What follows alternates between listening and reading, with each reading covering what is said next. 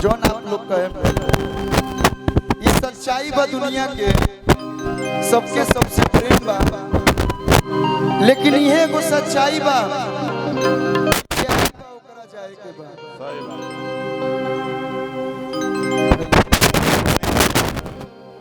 जे भी आई बा धरती पे जे भी जन्म ले ले बा ओकरा एक ना एक दिन जाए के बा। भाव भैया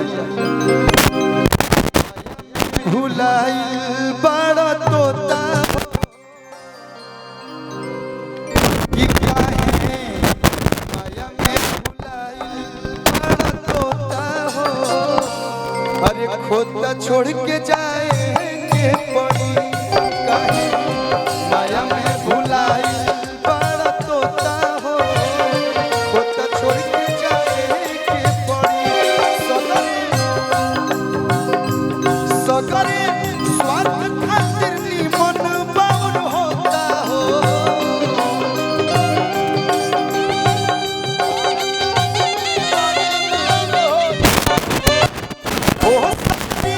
स्वार्थ खातिर निमन बाउर होता हो।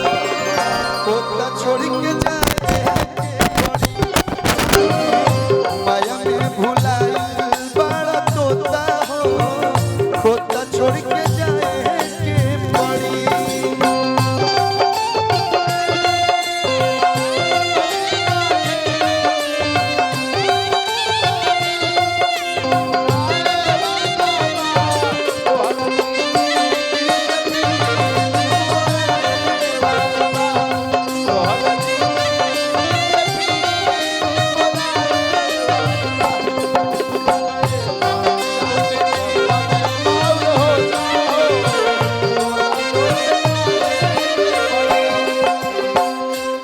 एगो कहावत था कि क्या लेकर आए थे क्या लेकर जाओगे। खाली हाथ आए थे और खाली हाथ जाओगे। लेकिन आदमी कुछ लेके ना जाला।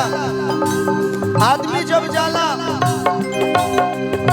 तो आदमी खातिर इतना जुटान जुटल बा, इतना लोग वहाँ के प्रथम पुण्य तिथि पर जुटल बानी, तो कहीं ना कहीं कुछ ना कुछ वहाँ के अच्छा कर्म कैले बानी, तबे इतना लोग जुटल बा। मैं धन पैसा कमाई सब माटी हो जाई, केहू आज के जमाना में पूछे वाला नहीं थे। लाखों करोड़ रुपया कतनो कमाईबा,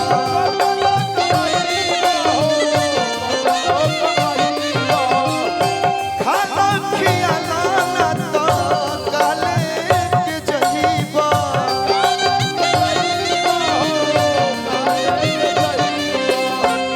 हावड़ा से अमर भैया भोला यादव जी बहुत सारा प्यार स्वागत अभिनंदन। जब पहले ले जाकर बात ना कही हो। लाखों करोड़ तू कतनो कमाईबा,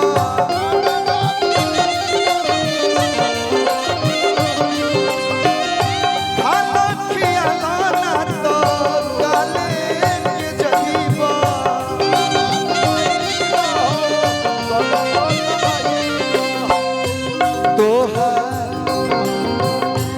तोहार छीन ली है पहिरल लंगोटा हो। वो तोहार छीन ली है पहिरल लंगोटा हो। खोता छोड़ के जाए के पड़ी काहे माया में भुलाई बड़ा तोता हो। खोता छोड़ के जाए के पड़ी।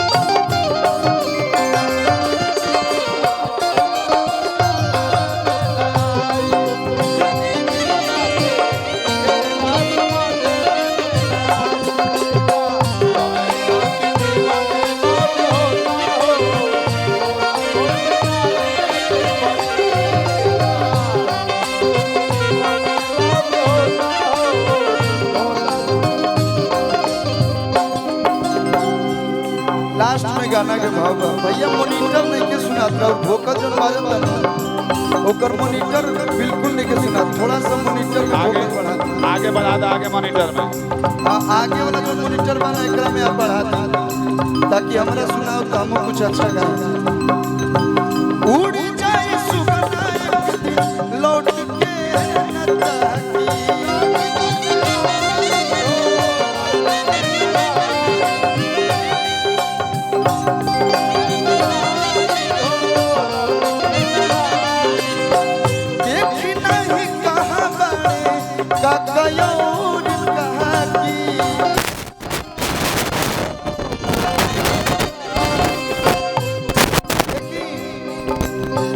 चाहे करोड़पति होके चाहे अरबपति होके सब पैसा धइल के धइल रह जाई काहे से भैया राजा रंगू होके चाहे हर जोता हो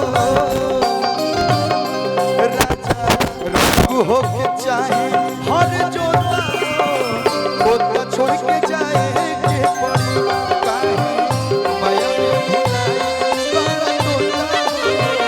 बड़ा तोता आजकल दुनिया इतना स्वार्थी हो गई बा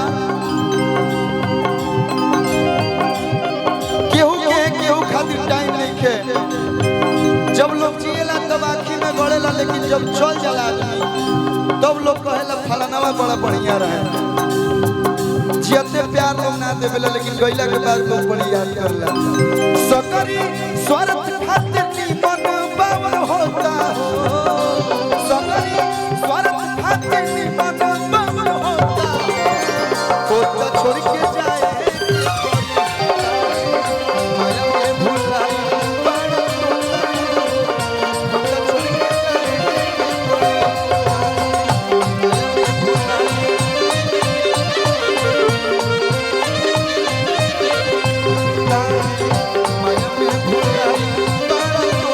तोता छोड़ के अच्छा लगा लोग प्यार भरा एक बार बहुत सुंदर बहुत